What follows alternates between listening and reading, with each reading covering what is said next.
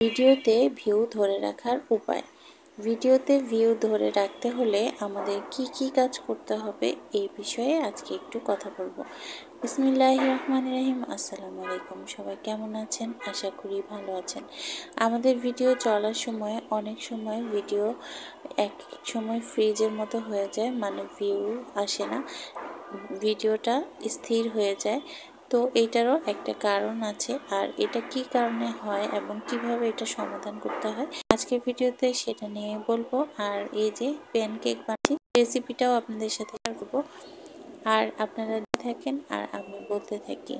আর ভিডিওতে ভিউ যে এরকম স্থির হয়ে যায়, এই থেকে রক্ষার কারণ আমি বলবো যে এই তিন কারণ যদি আমরা মেনটেন করতে পারি তাহলে আমাদের ভিডিওর ভিউ স্থির হয়ে যাবে না এবং ভিডিও চলতেই থাকবে। আর এক নম্বর কারণ হলো, এই তিনটা বিষয়ের মধ্যে এক নম্বরটা হলো ভিডিওতে ভিডিও রিলেটেড হ্যাশট্যাগ ব্যবহার করা। ভিডিওতে আমরা ভিডিও রিলেটেড হ্যাশট্যাগ ব্যবহার না করলে ভিডিওর যখন সার্চ করা হবে বা ভিডিও ওই টাইপের ভিডিও দেখা হবে, তখন কিন্তু ভিডিও রিলেটেড হ্যাশট্যাগ না থাকলে ওই ভিডিওটা সাজেস্ট করবে না এবং ভিডিওটা সামনে আসবে না। এই জন্য ভিডিওতে সবসময় আমরা ভিডিও রিলেটেড হ্যাশট্যাগ করব।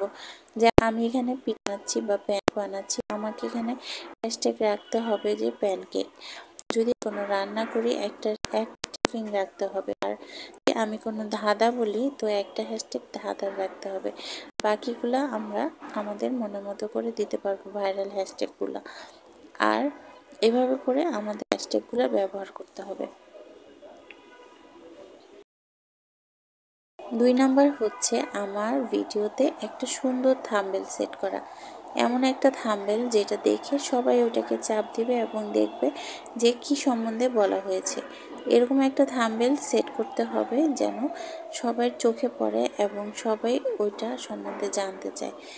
তো দ্বিতীয় হলো তাহলে আমাদের একটা থাম্বনেল চুজ করা।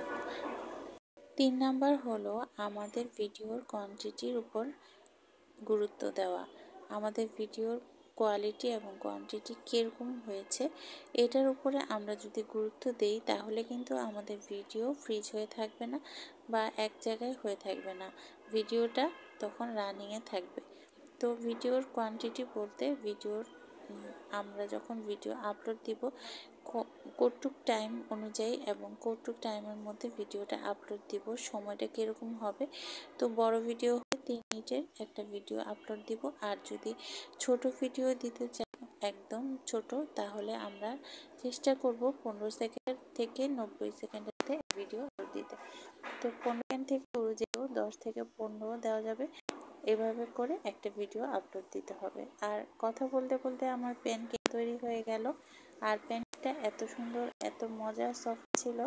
তো এখানে আমরা দেখতেই পেরেছেন। তো প্যানকেকের মধ্যে আমি যা দিয়েছি, এর মধ্যে আমি দুধ দিয়ে এটাকে গুলিয়ে নিয়েছি, সাথে দিয়েছি চিনি আর ডিম।